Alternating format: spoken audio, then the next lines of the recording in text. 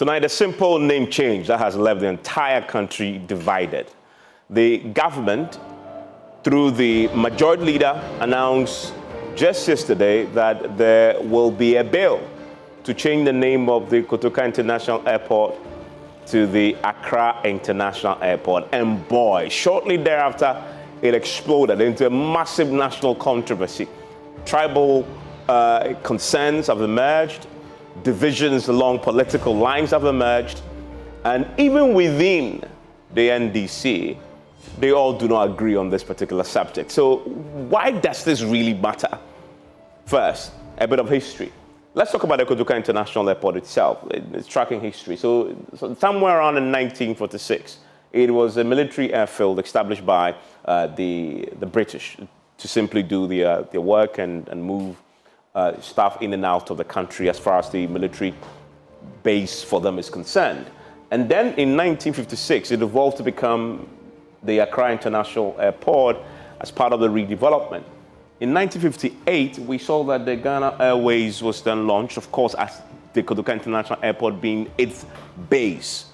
And then we have the 1969 renewed Kotoka International Airport. Well, by the way, in 1956, it was the Accra International Airport. That is why the government says they want to revert to its original name.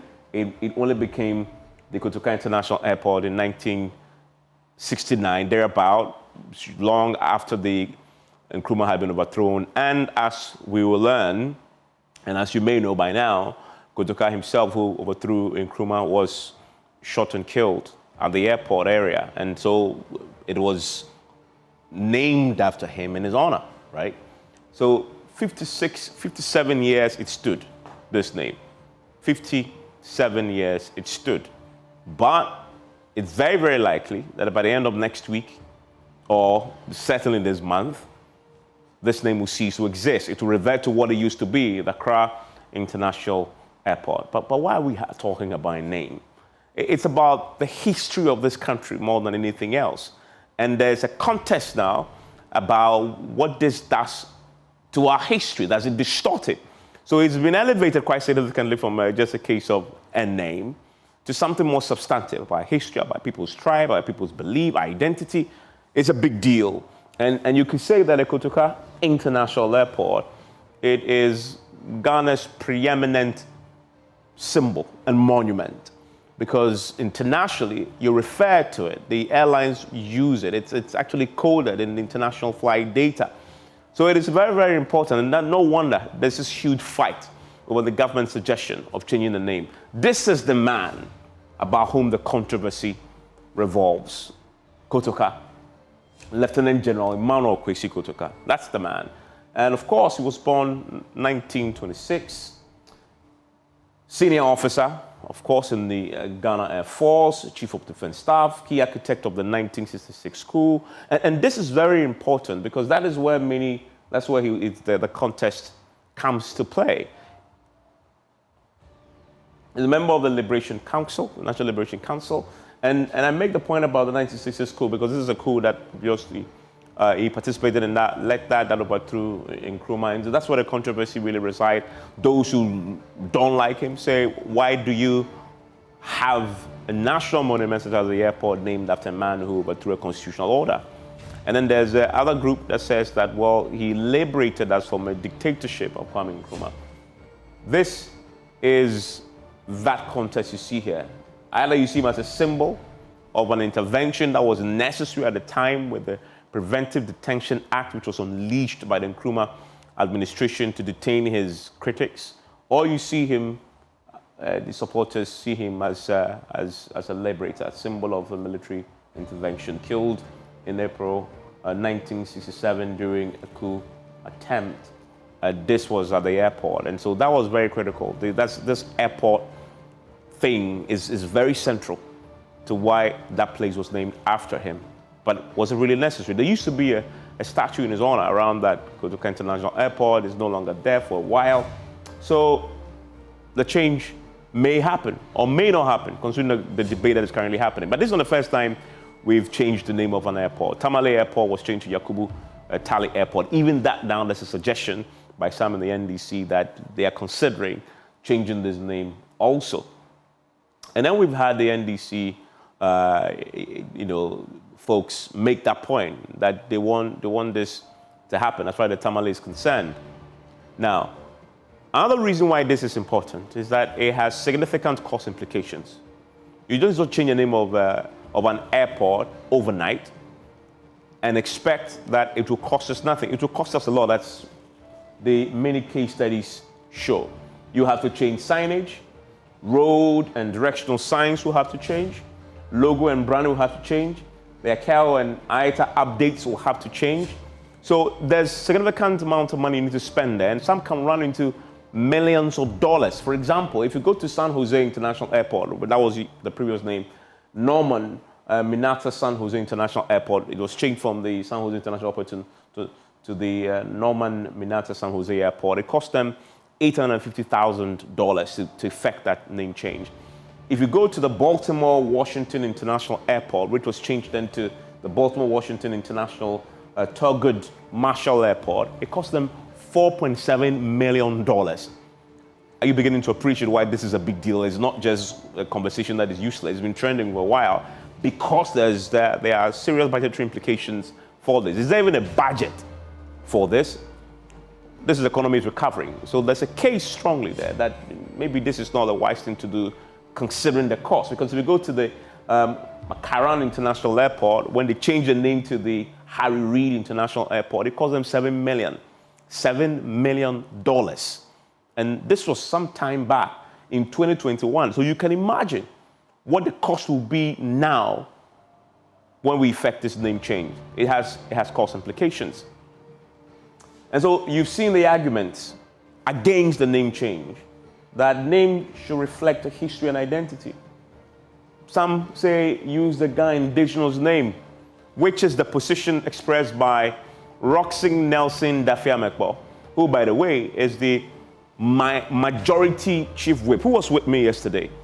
And it's important what his views are on this, because he's the man who will whip his part of the House in Parliament to play along when that bill finally comes, to have that passed. And yet he does not agree that the name should be Accra International Airport, as has been suggested that the bill will articulate. He says he rather wants, if you're changing the name, make sure you name it after a prominent Ga king. Listen to him here on PMS just yesterday. To be honest with you, I didn't follow that discussion early, but I got in sync from about a week or two ago. Okay. When I read that some CSOs had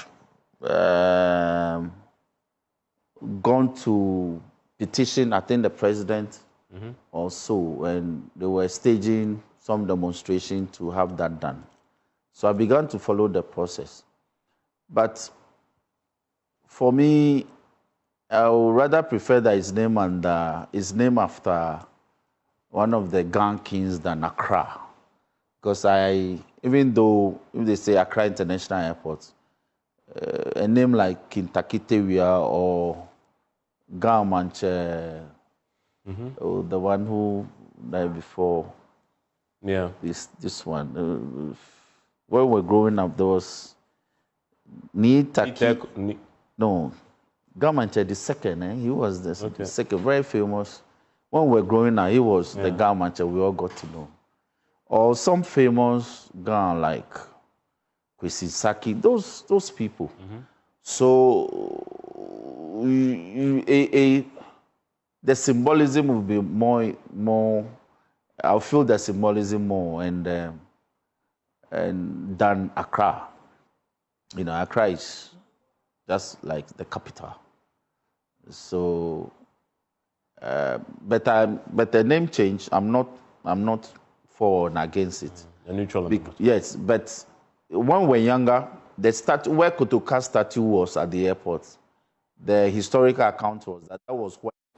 Yeah, and that was the history that he was going into that I brought you earlier, and that it was named Kotoka International Airport in the man's honor because he was shot and killed just around the airport, and so they named after him. It's been 57 years since that happened, and now we've come full circle.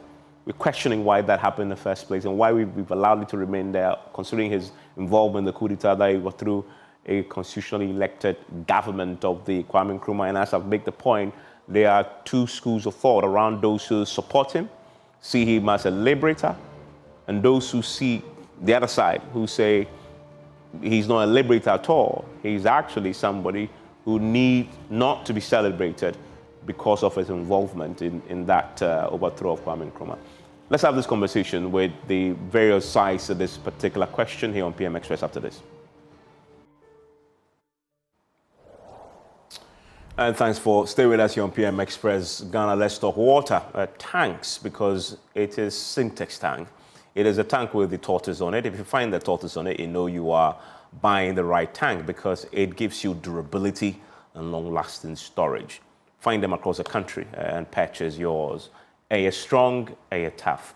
And then Pepsodent Cavity Fighter makes PM Express possible. Every time we eat, food and sugars are trapped between our teeth, leading to tooth decay, gum disease, and in some cases foul breath. Brushing your teeth every morning and night with Pepsodent Cavity Fighter, it's guaranteeing that your teeth is strong and healthy. Pepsodent Cavity Fighter protects your teeth. It gives you 10 times stronger teeth. Now, as you may know, the Stanbic CIB Impact Series is launched. And some see challenges, they see opportunities. Where others spot risk, they unlock value. At Stanbic Corporate and Investment Banking, they partner with businesses driving Ghana and Africa's growth, from energy to mining, infrastructure to trade, and they finance the ideas and enterprises that empower economies. Their partnerships with market leaders in the energy, trade, and mining sectors prove that when ambition meets expertise, growth is inevitable. You can call them on 030-281-57889, 030-281-5789 to speak to their CIB team, or visit stanbicbank.com.ga to get started. Stanbic Corporate and Investment Banking, driving growth, creating sustainable impact. And my guest joining me tonight is Nia Iko-Otu, is a former Attorney General and President of the Ghana Dangbi Council. I'm delighted that he joins us. Hassan Tampoli is the former Deputy Minister for Transport, and I believe he's also the ranking on the Transport Committee in Parliament. Osei Kofi-Akwa is a Communications Director with the Convention People's Party. He also joins us. And then Professor Osei Kwarteng is a historian, University of Cape Coast, Department of History and Accountability. And I'm grateful that he joins us also. And I want to start with the historical view to this. And Prof. Kwarteng, I want to start with you. So what really is the history behind the Kotoka International Airport, which is being cited as the basis and the justification to change it? It was a reason it was named. Now it's become the reason why it's being changed. Tell us the history. Well, thank you. Good evening. May I take this opportunity to greet all your cherished viewers and listeners. I think the history behind the naming of the international airport at Accra after Kotoka stems from the fact that in 1966, the National Liberation Council, a group of soldiers, overthrew the government, the then government, CPP government, and they formed a new government, a military government, and they call it National Liberation Council. And General Kwesi Kotoka was one of the soldiers. General Ankara and Afrifa was also another general who was a leading member of that coup d'etat. When they overthrew him, they formed a government, and the following year, that was 1967, there was a counter coup led by Yeboah Atta and Osei Poku. They were military officers who also made an attempt to overthrow the government. And in the process, General Kotoka died around Accra Airport area. And when they were able to, the government was able to quell the uprising, they decided to name the Accra International Airport as it then was, after General Kotoka, because they felt that he had fallen as a hero. He defended his country against a military takeover, and so the government then named the airport after him, as I intimated earlier. So if you want to know how the airport was named after General Kotoka, this explains it. Okay. So for those who in 2026 say that particular history, considering that you overthrew Nkrumah, which was, in all intents and purposes, a legitimately assembled, constitutionally backed government, that can be something that you reward with the naming of a national monument like this after the man who led it and succeeded in doing so. Well, what do you say to that, put it in a historical context? Yeah, I don't agree with those people who are making that kind of advocacy. My reason is simple. That event has become part and parcel of our history. And any attempt to change the name from Kotoka back to Accra International Airport or name it after any other person, be it Osajifo Dr. Kwame Nkrumah himself or a Ga chief or whatever it is, I disagree totally with that. Because in trying to do that, then we are trying to distort our history. We are also trying to expunge an aspect of our history. And I as a historian, I will not acquiesce to that. We should let the name remain as it is. Whether they like it or not, it is part and parcel of our history, and it should remain so. Let me bring you. Please stay with me. Let me bring in Mr. Akwa. What do you say to that view? Because you represent the CPP, and Kwame Nkrumah was overthrown by Kotoka. Good evening to you, Evans, and I hope this kind of conversation becomes regular between you and the CPP, or multimedia and the CPP. It's very, very sad to hear people who are supposed to be patriots, people who are supposed to be Democrats, speak this way. Now, let's all be honest with ourselves. State monuments and rewarding people by naming streets and state, institutions after them, is supposed to be done for people who are deemed patriotic. You rightly said, the Kwame Nkrumah's government did not come to power through the barrel of a gun. It was Ghanaians who decided that we want to start a nation by being democratic, by having a government that is for the people, by the people. And so there was proper elections. And a group of armed men who are so coward to the sense that when Kwame Nkrumah was leaving for Hanoi, the same people who did the coup d'etat were the ones who saw him off at Accra International Airport. And when Osadifo left, they took guns and arms and overthrew his government. And these people, when they were in the act, they were counted by some soldiers of Ghana, and there were a lot of bloodshed. Now, it is painful that after all these years, 60 years, a man who overthrew and introduced into our country a coup d'etat has been given a significant prominence by naming the main entrance of our country after him. I have gone to certain places where, when I'm returning home on my ticket, I see Kotoka International Airport, and I ask myself, does this man deserve to be on this ticket? Because if anybody should ask me, where are you going? And I should say, I'm going back to Accra or back to Ghana. And he says, what is the name of your prominent airport? And I'm tempted to mention Kotoka International Airport. And he says, who is this Kotoka? What am I going to say? The man who introduced coup d'etat into the West African sub-region? Is that what I'm going to say?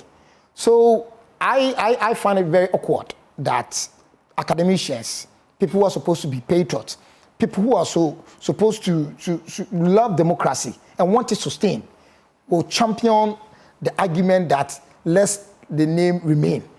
To what end? What are we trying to teach the younger folks? Now, to make it more relevant for the name to be changed is the fact that in our sub-region, military takeovers are running its head. We have it in Niger, in Mali, and now just a stone throw away, Burkina Faso. The last time the military leader for Burkina Faso was here, during the inauguration of a democratically elected government, which is the John Dramani Mahama government, you saw the uproar from the people. You saw the cheers. Does it tell us something? Do we want to go back to that era where soldiers can just look at you and say, Evans, I don't like your tie. Boom, you are dead. Evans, why did you call Sekou into your studio? He's a politician from CPP. I don't like him. And so you're under arrest. And let's not forget the atrocities that were caused when that 1966 coup happened. Talking about atrocities, the counter-argument is that Nkrumah himself, the reason why he was overthrown was that he also conducted and perpetrated a lot of atrocities himself. Threw people in jail. The Preventive Detention Act was used to incarcerate a lot of people, unjustifiably. His political opponents were shackled, and we had to free ourselves from him, from that dictatorship. You see, it's unfortunate when people... So that is why they look at that and say, that is why you cannot. That lies have been told over and over again, and it's almost becoming the truth. Point is that the Preventive Detention Act was passed by Parliament. The same Parliament that had Aram Ponsan from the UP, that had Kufel Bifaguzia from the UP, and all those people. The point is that there was a time in our country where there was so much insecurity. Have you forgotten that Kobodu's sister was shot at Krofrom, what do you call it? Krofrom, I've forgotten the area, but in Krofrom, there was a bomb that was thrown at Kumasi Sports Stadium. Nkrumah himself, how many assassination attempts was made on his life? Now, when they say because of this, it makes Nkrumah a dictator, it's funny. After the September 11 attack on the United States, the US took a lot of measures, including arresting suspects who are deemed a threat to the United States. Some of them were even picked from their homeland as far back in the Middle East and were placed in prison camps at Guantanamo Bay. What I'm saying is that, let's be honest with ourselves. If anybody says that we are in a democracy, so they are going to draw a gun in the middle of a congregated police officers, or let's say even the president, and say that, look, I have a gun, I want to shoot the president. We all sit idle. Why are we treating Nkrumah as if he was nobody? He was the head of state. And look at the terms that were made on his life. A police officer, so that justifies his detention of others. What I'm saying is that that is not even a justification. Okay, yes. Nkrumah protected the state as the commander-in-chief of the Ghana Armed Forces. All right, he saw threats everywhere. There were insecurities, and he took steps to make sure that those insecurity, those information from the national security and all those things do not become real threats. And what is wrong with that? And I'm citing a very giant, democratic state like the United States, which even had to cross its jurisdiction to other jurisdictions to pick people who they deemed as a threat to the United States, just to prevent from committing an act. Now, if national security pick intelligence that you and I are a threat to the state, okay, and they invite us and then try to prevent us from committing that whatever we want to commit, the act of atrocity, and then detain us, that's its big Ghana an undemocratic state. Let's be honest. We had a one-party state under him. But he was winning elections. He was winning. No, he was. Make sure. No, he was winning elections. And then there was so much agitation like we have in Parliament today. And he said, look, why can't we have a common national agenda where we all think Ghana, believe in Ghana, and do everything in Ghana, instead of the CPP and the UP and all the acrimony in Parliament and all those things. And so he thinks that the focus should be on Ghana and its development. Under the Fourth Republic, the UNDP proposed a national development plan, all right, where every political party that's supposed to come after the other should champion a national agenda. You have heard also, endorse this things. What is wrong with that? What is wrong with that? China has a one-party state, all right? But look at the economy of China now. So what I'm saying is that sometimes democracy comes in many forms, all right? But the agenda to drive the progress and development of a country should be the paramount of all. Kwame Nkrumah was not a dictator. If he was, he would not have agreed to the existence of the first August House, which is the Parliament House. Because after all, that is where debates were made, bills were laid, arguments were made, and laws were passed. Yeah, I mean, let me bring in Professor Kwarteng. Professor Kwarteng, what do you make of the CPP argument? The CPP argument? Yeah. Yeah, I don't agree with them. I totally disagree with the gentleman. The fact that someone advocates for the retention of the name Kotoka at the airport, Kotoka International Airport, doesn't mean that the person is not a patriot. In the first place, let's correct that misconception. I am an academic, and as an academic and a historian, I have to ensure that our history is safeguarded. In the first place, you all do know that for some time now, history had not been taught as a core subject for years, I think since 1988. So most Ghanaian students or school people did not learn history. You have to learn it as an elective subject if you have interest. If you do not have interest, you will not learn it. And the attempt by CPP to ensure that we rename Kotoka International Airport will lead to a situation whereby we will completely forget about 1966 school. And 1966 school, to me, is very, very significant because it was an important milestone in the history of this country. How so? Why was it important? Why was it important, considering that it overthrew a government? Yeah, it was important because it affected Ghanaians. How did it affect Ghanaians? There were a lot of Ghanaians who had been thrown into prison by the Preventive Detention Act that he alluded to, which was passed by Parliament.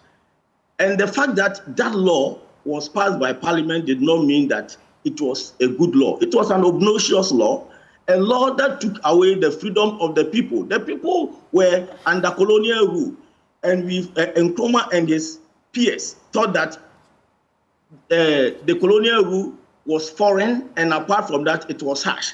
So they were overthrowing the colonial rule so that they will have freedom on their own land. But they moved away from the oppressive rule of the colonial power into oppressive rule of a Ghanaian.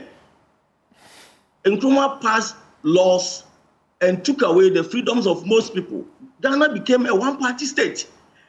And if you were an opposition member, either you cross carpet and join CPP, or else you will be barred from Parliament. It became a one-party state.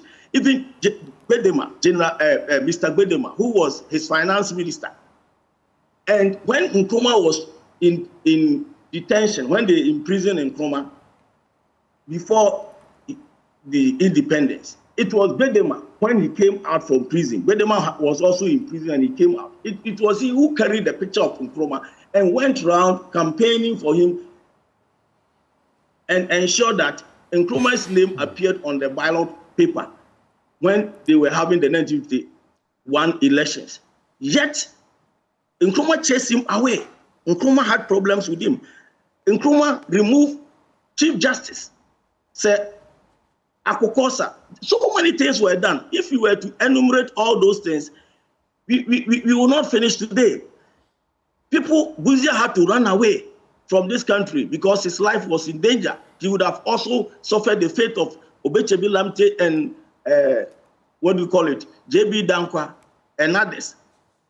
I knew when I was growing up as a schoolboy, I knew of a man in my hometown, Mem, who, but for 1966 school, would have languished in jail and perhaps would have died in jail. He went to jail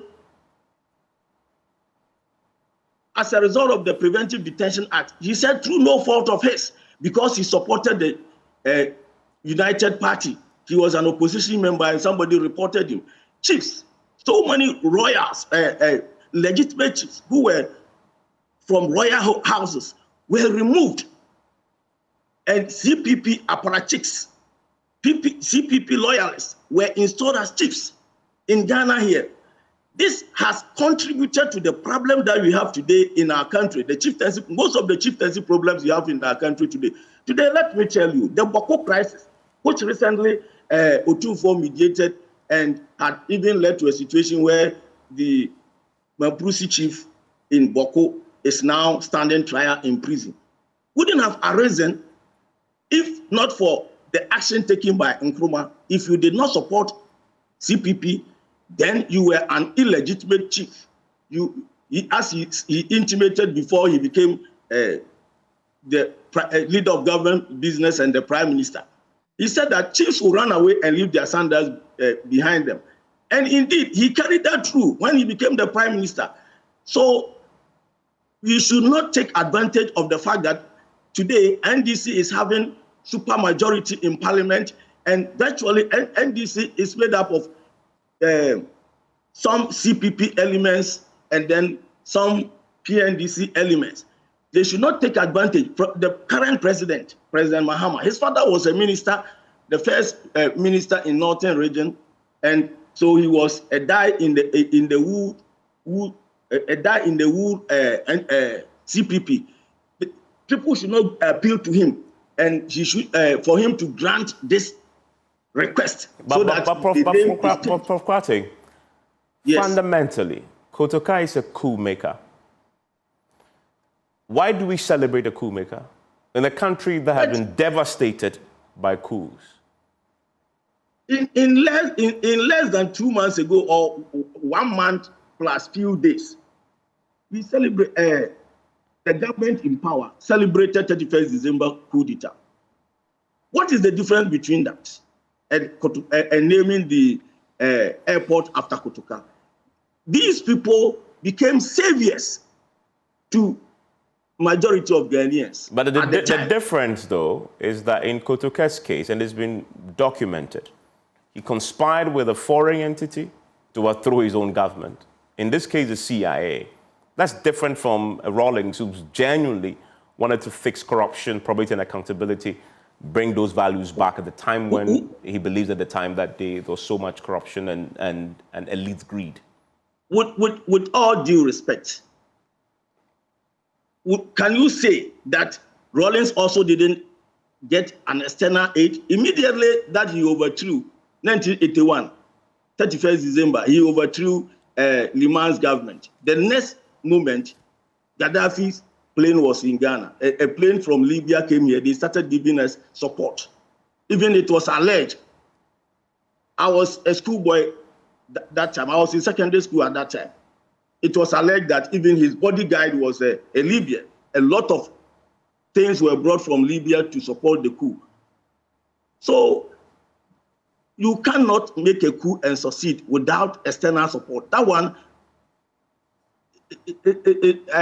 nobody can deny that fact. It's a matter of fact. There's no evidence. Please let me make the point.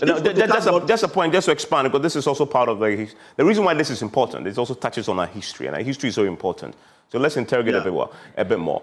There isn't any documented evidence yet, as you raise a case of Rawlings, that indeed he had any direct foreign help.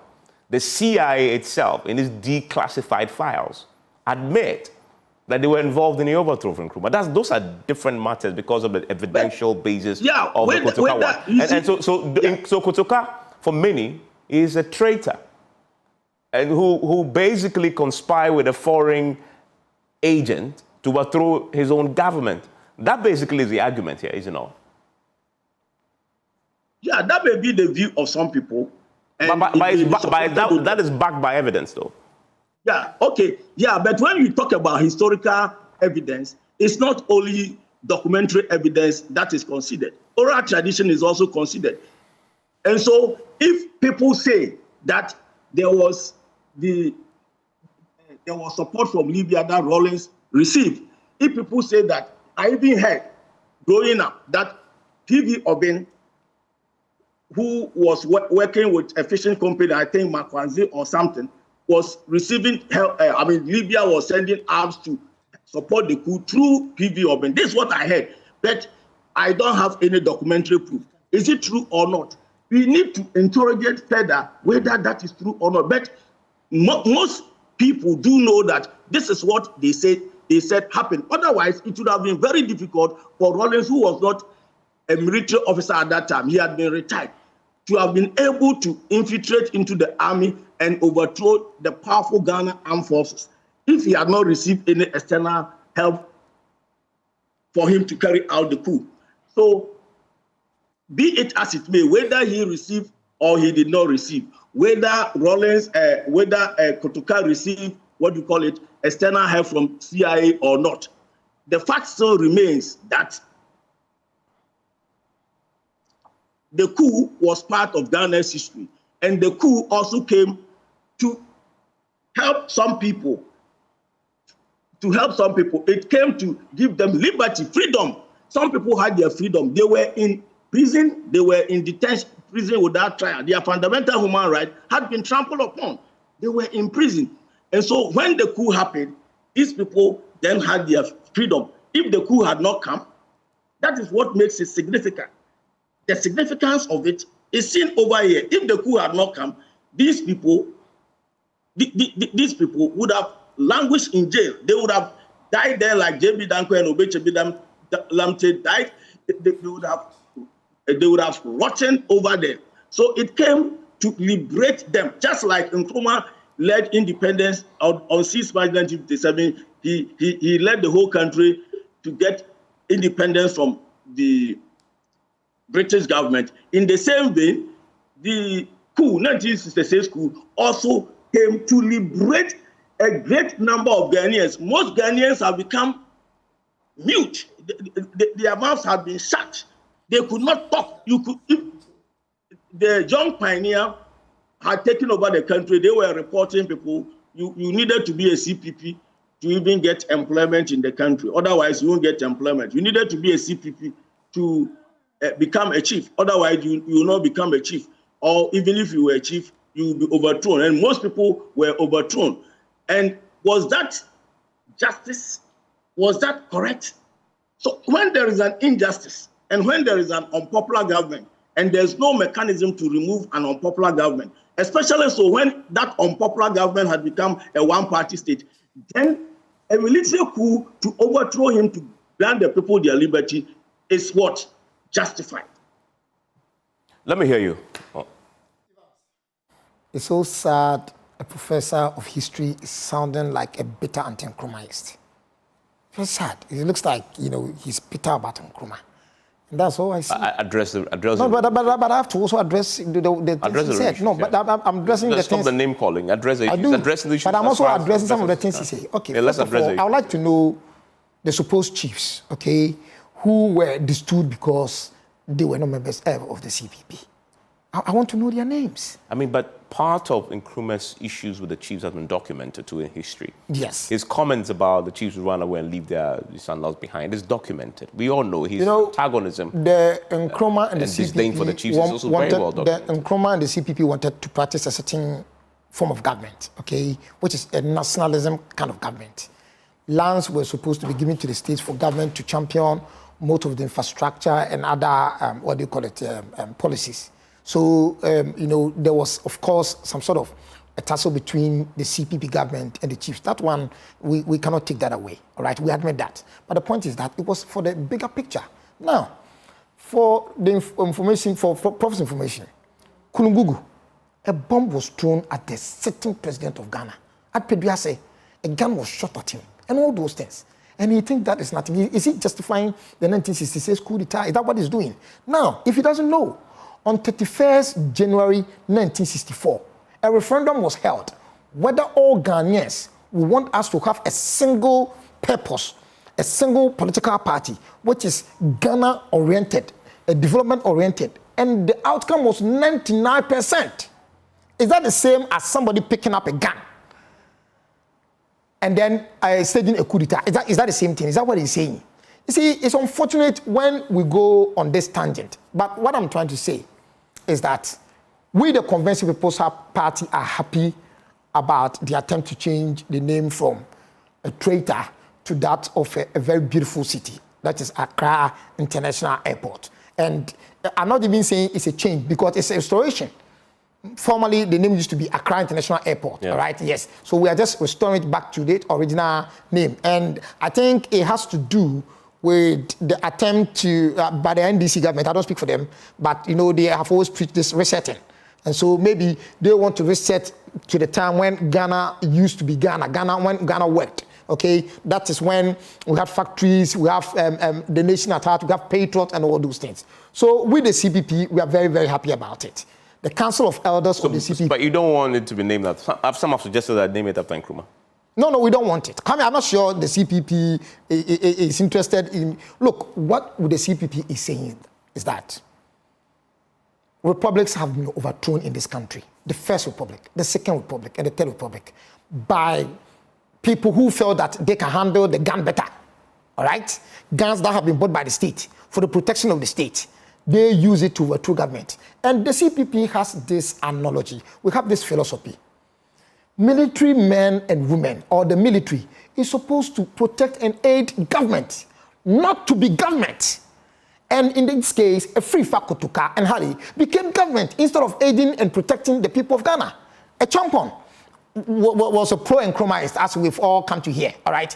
But even the CPP is saying that even a champion cannot be a national hero because he staged a coup d'etat that overthrew the Second Republic under Buzia. And we are going further to say that all military heads of state which overthrew legitimate democratic republics should be deranked.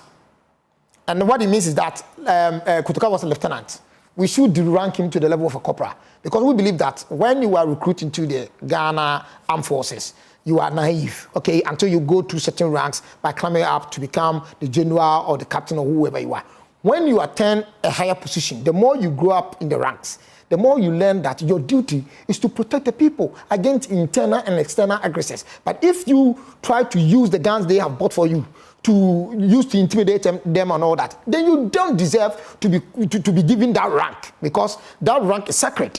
So what the CPP is saying is that all the coup plotters from 1966, that's the First Republic, should be deranked. The Second Republic, we don't care whether it's a champion, the fact that he overthrew a legitimate democratic government, which is under Buzia and Edward Akufo-Addo, should also be deranked. And then, of course, George Rawlings, it's not assumption. He overthrew the Liman PMP government. He should also be deranked. And what we are saying is that we do this not because we hate them. We do this because we want to consolidate this democracy that we have, which has become the envy of other African countries. Yeah, but here's a question. Kotoka's name on the airport has been there for 57 years. Nothing has happened. Our democracy has grown from strength to strength. The Fourth Republic has lasted, it's endured. So if it ain't broke, why do you want to fix it? It's broke. How? Where? It's broken. Now, you say that an error was committed, all right? So what error was committed? The name of Kotoka after. How was that an error? The error is that this is an error that has lasted for 57 years. The fact that certain people NDC, MPP in the Fourth Republic, yes, not to mention all the other governments prior to that, the fact widely accepted. The fact that certain people had an oversight or did not mind doesn't mean that. How do you call a 57-year-old name an oversight? Look, somebody has been on a wanted list for about 60 years. No, it's a criminal. It's the same thing. You're comparing apples and oranges. It's the same thing. This it's the same is thing. a national monument. What I am saying that you know how many refurbishments, renovations, rebuilds of the airport we've had? It doesn't matter. In each case, it doesn't matter. We still put the name up. It doesn't matter. So it's not an oversight. So it could be because why did we all? Because why did we all of a sudden? The reality. Why did we all of a sudden become conscious of the fact that look, we're making a mistake. We've named our main entrance into our country after somebody who came to power through the barrel of the gun, but not by the popularity of Ghanaians saying that we want you. what does it say? I mean, there are the younger generations coming. How do we want them to accept this history, embrace it? Are we not emboldening people who steal our democracy? So, to me, yes, it might have existed for so many years, but of course, it is not always late to right the wrong that has been committed. And Kotoka's name as the name for our international airport has been wrong since day one. And I am sure, and I'm very happy that all of a sudden we've woken up to say that, look, it is a very bad precedent.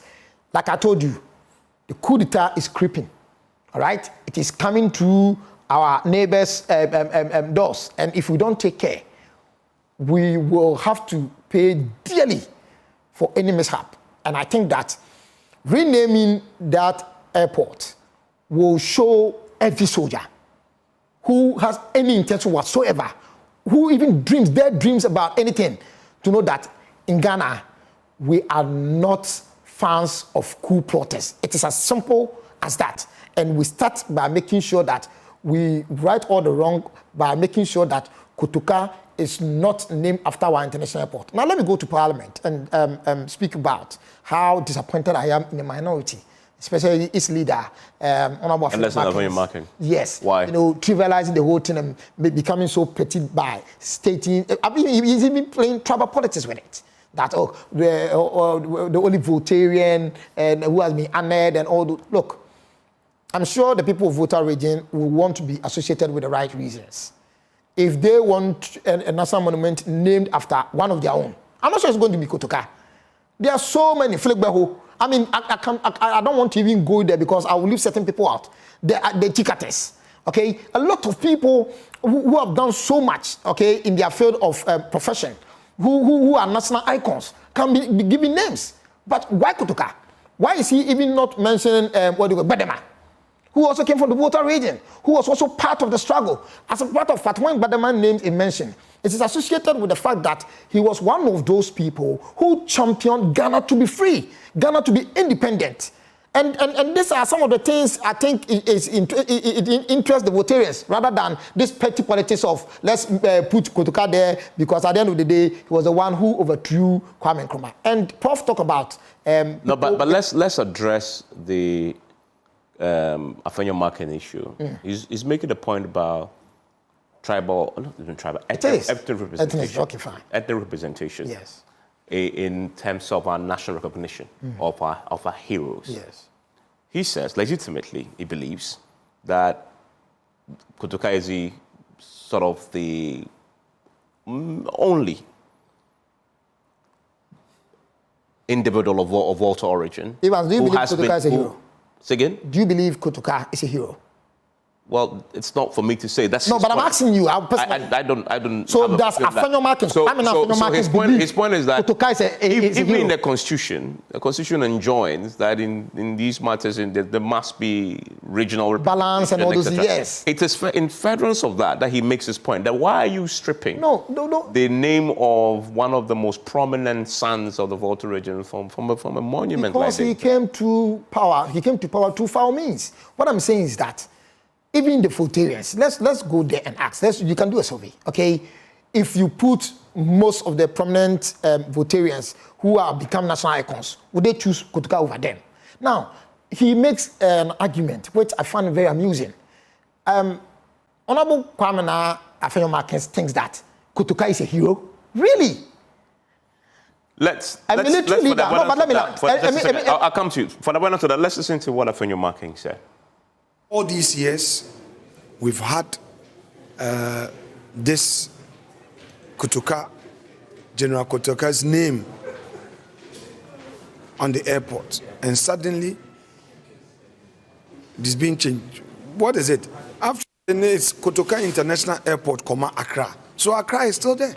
So if you come to Accra, or even in the country, how many prominent Voltarians have their names on national assets or national monuments? This is the only thing the people of Volta region can also at least see as something that recognizes heroism from the Volta region. And that one too, they are being denied. There is the man making his point. That's his argument. Yeah, but it's funny. Why did you not? But it's funny coming from a person like him, a person who's a Democrat, a person who's a legislator. Now, if there is a coup d'etat right now, one of the arms of government which will suffer, casualty is legislative. Okay, members of parliament will be asked to go home. Political parties will be dissolved. His MPP will be dissolved. And so for him to be in this position of a high-ranking officer like a minority leader in parliament, to champion that a person who did a coup d'etat and dissolved the first parliament, which even had his own forefathers, the people who were supposed to be the founding members of his own tradition, okay, dissolved. And to say that, look, I'm making a case for him. This is only the only person whose name has been. It's irrelevant. Okay? Let me get the thoughts of Professor Kwarteng on that argument that we just heard there from Nathaniel Markin. Prof, what do you make of his argument? What Nathaniel Markin said. Yes. Yeah. That maintain the name. I think because of his origin in the Volta region.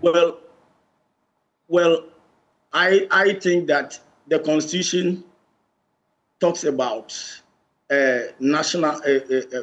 talks about the fact that we should distribute everything equitably nationally. So if Nathaniel Markin is saying that, perhaps he's saying that based on the Constitution, what the Constitution says. But I will say that I have already taken the position that we shouldn't change the name from Kotoka to Accra International Airport. So if Nathaniel Markin is saying that, then it means that we are on the same page, and I support what he says, that I support him on the basis that he doesn't want a situation where the name will be changed from Kotoka to Accra. On the ethnic line, I don't want to actually. I am a detribalized Ghanaian. So I see everybody as a Ghanaian, but not on the basis of that person's ethnicity. Kotoka is a Ghanaian. Nathaniel should have rather taken away that bit from his point. Otherwise, whatever he said is superb. Okay, so you are for maintaining the Kotoka as the official name for the airport, but you're not in favor of pitching it as an ethnic conversation. As an ethnic conversation, that one I don't want to do that, because when you go on that tangent, then you lose your point. Then it becomes emotional. Then if you are not careful, the whole argument will lose its essence. Yeah. To begin with, you understand. The point is that we want to name monuments after people who have led good examples. That is the purpose of naming monument after patriots. All right. No, I'm really asking a simple question. Was Kotoka a patriot? Was Kotoka a hero? I mean, let's address that question. Then before we divert into any other issue. Truth is that I think Prof is dancing, around the whole issue. How can you support Nathaniel Markin in one breath that a coup maker, okay, who supposedly is coming from a certain region, all right, be maintained, and at the end of the day, you also don't agree that the person should be there because of the regional kind of thing. Because that's the what do you call it, argument of Nathaniel Markin. What I am saying and what we the CPP are saying is that justice has been done. Look, we forget that when the coup d'etat happened, families were separated. Husbands have to leave their wives and children behind because they were hunted by the soldiers, okay? People's properties were not taken away from them. They were stolen in broad daylight because, look, you are a CPP person and so you didn't get this legitimacy and people's properties were snatched. I mean, there's a further argument against changing the name and was articulated by the Volta Regional Commissioner to the National Development Planning Commission. He says, clearly and firmly, that this proposed change represents a misplaced priority and must be resisted in the national interest. In the course of my work, I traveled across different regions. A consistent global practice is evident. Airports are often named after individuals, statesmen, reformers, heroic citizens, not as casual symbolism, but to reflect history. These names have not hindered efficiency, competitiveness, or global recognition. On the contrary, they coexist seamlessly with world-class performance. International airports are not mere symbols. They are strategic economic assets. Their value is determined. A change in name does not improve operational performance, reduce costs, it will add a cost burden. It delivers no measurable economic impact. It is the unavoidable policy question, therefore, remains: what national problem does this renaming solve? We are talking about the symbolism of the name. Yeah. Okay. But what is that solving a national problem? No, but the point is that the basis is even wrong. All right. We are not talking about whether there's something wrong. We need to fix it. No, when but it comes to infrastructure. When I started. But when you were reading. When I started, I made a point that elsewhere when names of airports have changed, it costs a lot of money. I cited many examples in the US. In one case, $7 million. It's going to cost us a lot. Some of them I mentioned 2021.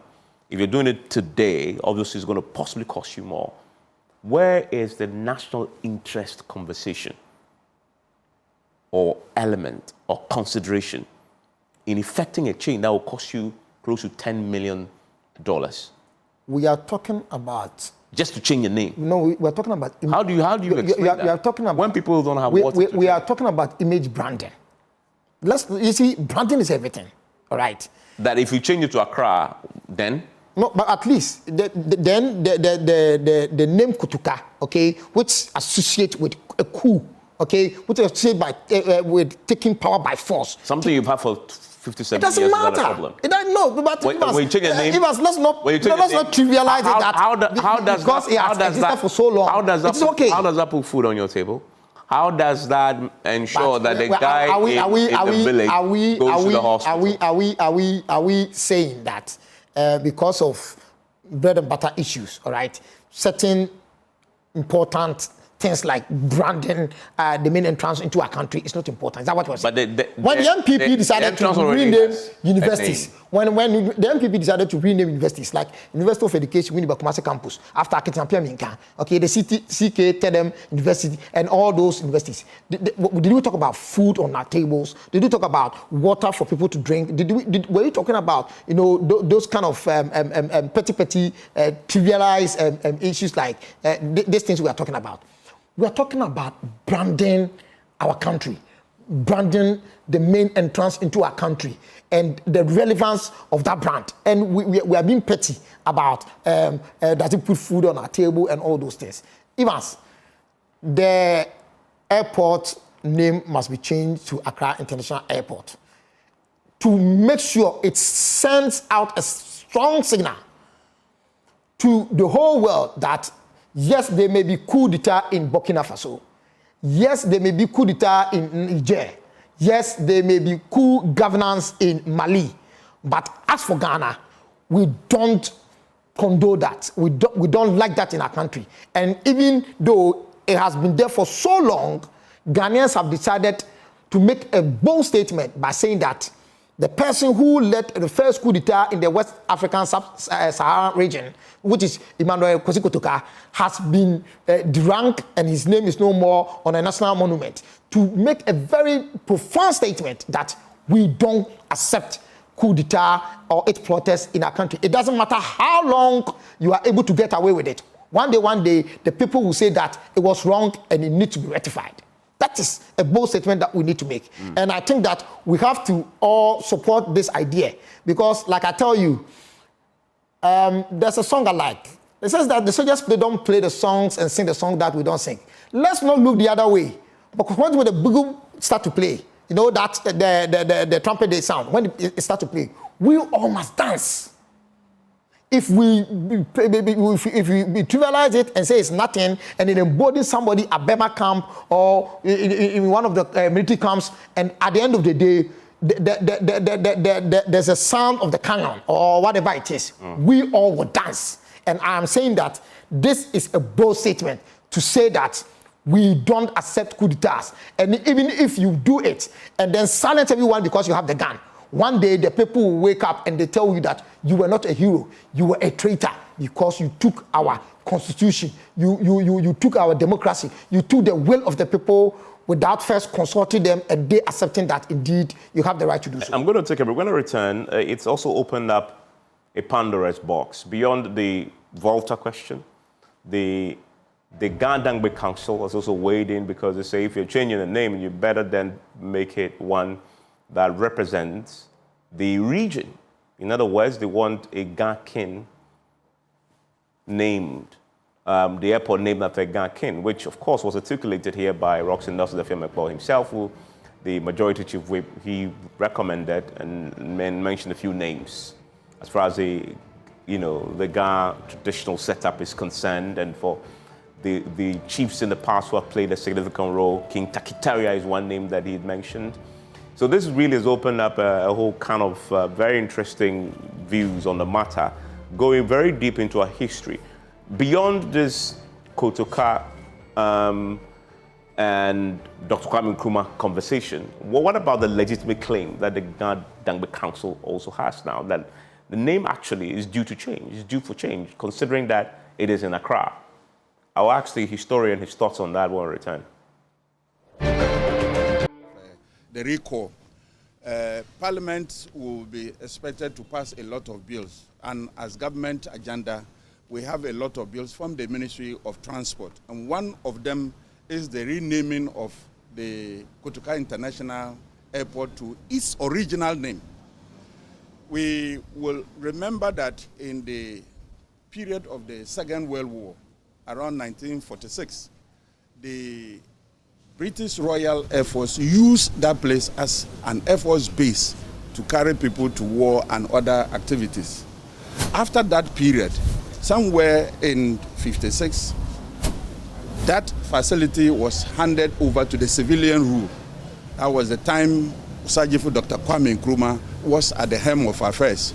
He retooled, he revamped, and redeveloped the Air Force base into a civilian passenger airport. And as at that time, the name was Accra International Airport. And that name is of significance to us. We all here have accepted that Accra is our capital city, marketed, rich culture, and also locational identity. That everybody in this world, especially in the West Africa sub-region, knows that where this struggle for independence had a lot to do from Accra.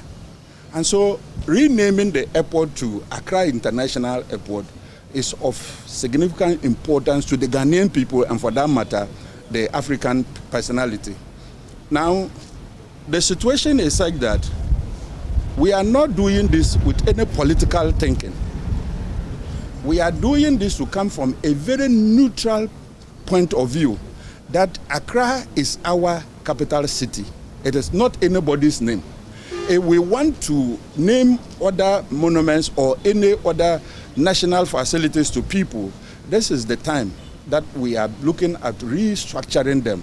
For the fact that we had a name and it was changed to honor somebody in his role in the 1966 coup, we feel that that history is not what the Ghanaian will want to hear. The fact that it had an original name, and that name was when the first president gave that name to the airport, we should do that, and Kwame Nkrumah himself in his grave will remember, even if the spirit is anywhere and it is coming home, it will get to his original Accra International Airport, no any other name. So that there's a Transport Minister offering the official explanation why the government is sending a bill to Parliament to change the name from the Kotoka International Airport to the Accra International Airport. And Professor Ekwatan, so that is the official government explanation. To be fair to the minister, he doesn't dwell at all on the Kotoka coup incident. His point fundamentally is that we want to be neutral here. We want to position the airport as a symbol representing the capital, so that you are marketing the capital, because the name then becomes dominant and prominent in there, instead of an individual. Do you buy the argument? Thank you very much. I don't think I'll buy this argument. If he says that the government is being neutral here, I don't get it. I don't get it for the simple reason that in his explanation, he's trying to say that that part of the history should be expunged. And that is what I am guiding against. But the change of name doesn't necessarily erode that history. That history remains. You're just removing the name of the guy who led that coup d'etat from the building. It will be eroded for the simple reason that when the name Kotoka is maintained, those who were not born then and those who are not even doing history, the Ghanaians who have not done history, and those who will be born later who will not do history will ask questions. When they get to Kotoka or when they hear about it, about Kotoka International Airport, they will ask, why is it that this airport is called Kotoka International Airport? Especially so if they travel through the airport to other places where they hear names of airports like Schiphol, like Heathrow, like John F. Kennedy, O'Hare, and others, names of international airports, so many of them. When they hear about it, and then they also hear about Kotoka, they will ask their parents or they will ask people around, why is it that this place is called Kotoka International Airport? That is where the history will begin. People will then tell them how it all came about. So if you remove the name and make... I may have lost the audio there. We'll try and fix that. But from that position, as expressed by the minister, the fundamental reason is, as he says, to remain neutral and to have the Accra in there. And then there's a counter argument, which is that, yeah, you change the name, you put Accra in there. He says he wants to be neutral, but that is not neutrality at all. He's taking a position against the Kotoka name in favor of an Accra name. Then the Gadangbe Traditional Council throws in their own position on the matter. And I want to ask you that because you are advocating for the name change. Instead of Accra, why not Kinta-Kiteria? Because this is Greater Accra, the land of the Ghans. I've stressed on the fact that I think that it is time to rebrand as a country if we're changing names. And I agree with the minister when he says that maybe the Accra International Airport will start drawing people's attention to question where Accra is, okay? And it will excite them to explore Accra vis-a-vis Ghana. There's Denver International Airport. Nobody's complaining. There's Kuala Lumpur International Airport. There's Istanbul International Airport. The other airport named after cities, right? Why is nobody? I think that we as Ghanaians... I'm asking a question about the Gadangbe Council. When we do that, we will be going to the issue and matters of ethnicity. Yeah, but that is exactly what happens when you advocate for a name change. No, but okay, a name change to what?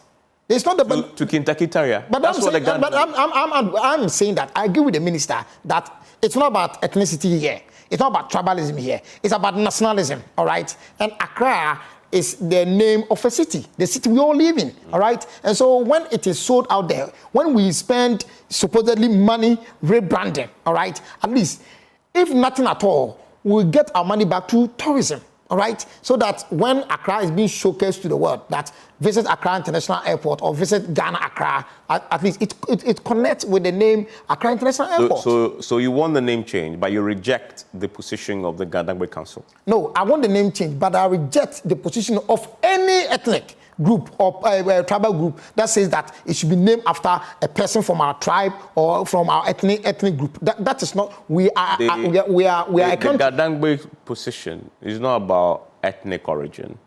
It's about the fact that the property, the airport, sits on the Ga land. The kings and chiefs of the Ga, tradition have done so much for this particular city to hold the land and to protect it. But this land has a name. And so, of course, reward that. This land has a name. putting no, their this name land on has a name. On the identity of this land, okay, which is being bargained for by the Ga, okay, it has a name. In this same land, okay, there's Ga Dangbe, there's the Ga. We have so many tribes, and it's a cosmo area, okay? It's a cosmopolitan. Are we going to go into that? Because you have other people say that also it's almost at Dodoa, it's almost at. But by the time we're like, look, let's spare ourselves this. Accra International Airport is the ideal name that can brand this country, that can sell out there, that can because they make the point that you go to the Ashanti region, Kumasi, they have an airport, an international airport, right? It's Prempeh the first international airport. So why not Kentucky Terrier? Okay, so the point is that I was not there when that name was being bargained for, right? But what I'm saying is that we can't continue like that. Even if that is the case, we can't continue like that, all right? We have to also have a symbol of nationalism, okay, where the name of where the airport is to supersede and override the ethnic groups and the tribal groups in that land. So Accra International Airport is the best name. My final question is CPP. Nkrumah was overthrown several decades back. Why have you waited this long to find your voice on this subject? No, but we've always said it. It's because you never invited me to PMS Press. CPP? Yes. You said we've what? We've always said that Kotoka is a traitor, will remain a traitor. You wrote a petition on the matter? So many times. To who? So many times. We've done articles in the newspapers. No. That's not what I'm asking. This conversation started because a citizen sent a petition. CPP. Yes. You say this is dear to you. Yes. Where is that petition you sent to? What I'm saying, that press conferences have been held. No, but Evans, okay. The action, there's an action that has been taken. So press conference is not action. If you want real change, demonstrations have been made. That's not what will bring the change. What has brought the change now? Somebody who really thought it was an issue of importance to him took a petition to the presidency, because that is where the power resides to make the change. And it has led to this, right? I'm asking you, CPP, you say this is dear to you. What's real concrete step beyond shouting in the public? No, it's not shouting. But really, that's creating awareness. Creating awareness, no, activism. Awareness doesn't lead to a bill. Awareness doesn't lead to a bill. Why have you waited this long for somebody to take the real concrete step for you now to jump on that bandwagon? You don't even know whether the petitioner is a member of the CPP or not. You don't know that. I don't need. But you have to tell me. No, but I'm not. I don't need to. I haven't said that. Look, there are so many people, okay, who love Nkrumah, right? Associate with the CPP. And they are quiet. Conjecture. I'm not asking you a question about you. I'm not conjecturing. What I'm telling you, as a political what I'm telling you is that in the past, okay, we created awareness about this things, and I'm telling you that we don't even know, okay, whether the person who. So if you don't know, don't bring it up. That's why. But I'm saying that we don't. So let's not. But what if tomorrow? What if tomorrow? There's something you know. Here is about facts. It is. And what we know. So don't argue on things. What you know is what you have done. I'm asking you a question. Petitioning you waited for almost 6 decades. Yes. For a citizen. Yes. Before you jump on this bandwagon screaming that change the name. What happened? To the thing that's so dear to you? Yes, what I'm saying is that the CPP has always waited for such an opportunity. So someone to create opportunity? No, and I'm saying that you don't even know whether the person is a CPP member or not. That's not yes, but the point is, what I'm saying is that we have always waited for such an opportunity, okay? And we've seen it. By sitting on your hands? No, we have not sitting at all. But even when you say that, that's not fair. We have gone on demonstration upon demonstration, activism over activism. And we have... Have you sent a petition to Parliament? Have you sent a petition to the presidency? And we have several presidents since. But of course, there were certain presidents we didn't have to send a petition. We've had so many. Those petitions would have gone away. Because so many petitions, that petition would have gone away. The simple question: So you accept that even you yourself, that claim that this is dear to you, you haven't really taken this. What's action? No, when you say action, but you see, Activism is an action, all right? Demonstration is an action. Press conferences are actions, all right? Now you are talking about action in terms that of... lead to actual change. You are talking about action in terms of writing a petition, okay? But all I'm saying is that writing a petition is not the only way to seek an attention, all right? No, that's not what I'm saying. I acknowledge that you did press conferences, etc. But the fact that an individual has managed to take the case directly to the source. Yeah. And you haven't. You decided to sit in the public domain and create awareness. Awareness that doesn't lead to change. It's just no, but I was waiting for a very fine opportunity, okay, to do this. And I'm telling you... You've been waiting for 6 decades.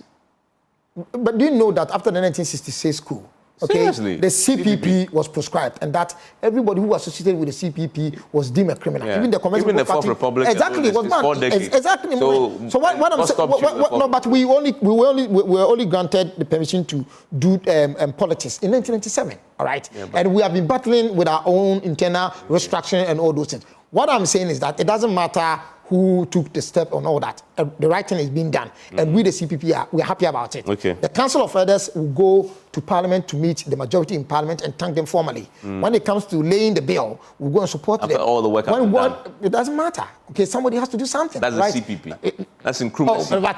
That's mysterious. But what I'm saying is that the CPP is back again. Okay. And this time, yes, where? yes. How?